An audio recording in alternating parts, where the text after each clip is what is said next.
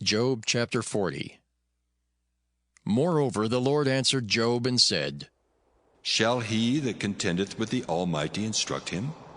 He that reproveth God, let him answer it. Then Job answered the Lord and said, Behold, I am vile. What shall I answer thee? I will lay mine hand upon my mouth. Once have I spoken, but I will not answer. Yea, twice, but I will proceed no further. Then answered the Lord unto Job out of the whirlwind, and said, Gird up thy loins now like a man. I will demand of thee, and declare thou unto me. Wilt thou also disannul my judgment? Wilt thou condemn me, that thou mayest be righteous? Hast thou an arm like God, or canst thou thunder with a voice like him? Deck thyself now with majesty and excellency, and array thyself with glory and beauty. Cast abroad the rage of thy wrath, and behold every one that is proud, and abase him. Look on every one that is proud, and bring him low, and tread down the wicked in their place. Hide them in the dust together, and bind their faces in secret. Then will I also confess unto thee that thine own right hand can save thee. Behold now Behemoth, which I made with thee. He eateth grass as an ox. Lo, now his strength is in his loins, and his force is in the navel of his belly. He moveth his tail like a cedar. The sinews of his stones are wrapped together. His bones are as strong as pieces of brass. His bones are like bars of iron. He is the chief of the ways of God. He that made him can make his sword to approach unto him. Surely the mountains bring him forth food, where all the beasts of the field play. He lieth under the shady trees in the covert of the reed and fens. The shady trees cover him with their shadow. The willows of the brook compass him about. Behold, he drinketh up a river, and hasteth not. He trusteth that he can draw up Jordan into his mouth. He taketh it with his eyes. His nose pierceth through snares. Job chapter 41.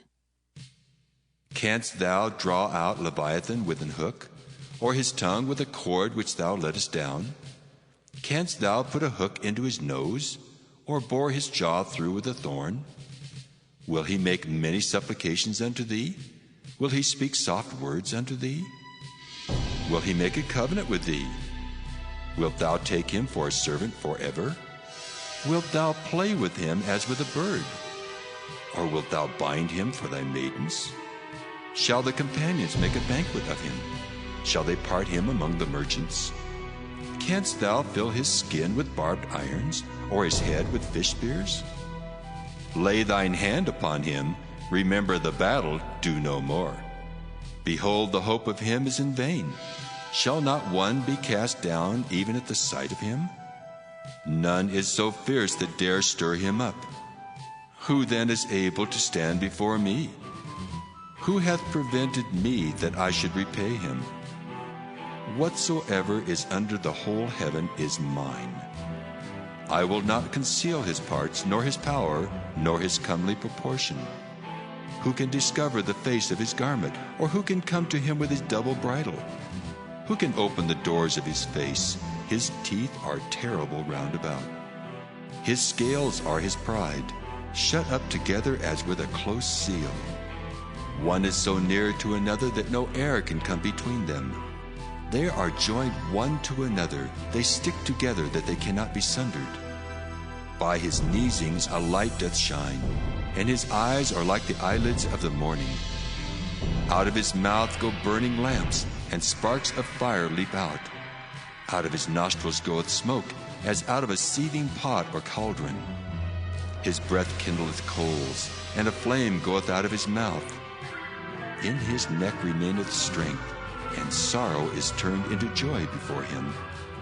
The flakes of his flesh are joined together. They are firm in themselves, they cannot be moved. His heart is as firm as a stone, yea, as hard as a piece of the nether millstone. When he raiseth up himself, the mighty are afraid. By reason of breakings they purify themselves. The sword of him that layeth at him cannot hold, the spear, the dart, nor the habergeon. He esteemeth iron as straw, and brass as rotten wood. The arrow cannot make him flee.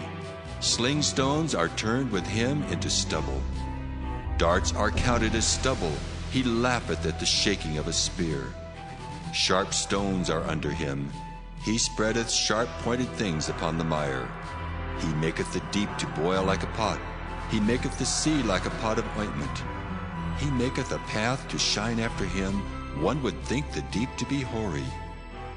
Upon earth there is not his like, who is made without fear. He beholdeth all high things. He is a king over all the children of pride. Job chapter 42. Then Job answered the Lord and said, I know that thou canst do everything, and that no thought can be withholden from thee. Who is he that hideth counsel without knowledge? Therefore have I uttered that I understood not, things too wonderful for me which I knew not. Hear, I beseech thee, and I will speak. I will demand of thee, and declare thou unto me. I have heard of thee by the hearing of the ear, but now mine eye seeth thee. Wherefore I abhor myself, and repent in dust and ashes. And it was so, that after the Lord had spoken these words unto Job, the Lord said to Eliphaz the Temanite, My wrath is kindled against thee and against thy two friends. For ye have not spoken of me the thing that is right, as my servant Job hath. Therefore take unto you now 7 bullocks and 7 rams, and go to my servant Job, and offer up for yourselves a burnt offering. And my servant Job shall pray for you. For him will I accept, lest I deal with you after your folly, in that ye have not spoken of me the thing which is right, like my servant Job. So Eliphaz the Temanite, and Bildad the Shuhite, and Zophar the Naamathite went and did according as the Lord commanded them. The Lord also accepted Job, and the Lord turned the captivity of Job when he prayed for his friends. Also the Lord gave Job twice as much as he had before. Then came there unto him all his brethren, and all his sisters, and all they that had been of his acquaintance before, and did eat bread with him in his house. And they bemoaned him and comforted him over all the evil that the Lord had brought upon him. Every man also gave him a piece of money, and every one an earring of gold. So the Lord blessed the latter end of Job more than his beginning, for he had 14,000 sheep, and 6,000 camels, and 1,000 yoke of oxen, and 1,000 she-asses. He had also 7 sons and 3 daughters, and he called the name of the first Jemimah, and the name of the second Keziah, and the name of the third Keren-Happuch. And in all the land were no women found so fair as the daughters of Job. And their father gave them inheritance among their brethren. After this lived Job 140 years, and saw his sons and his sons' sons, even 4 generations. So Job died, being old and full of days.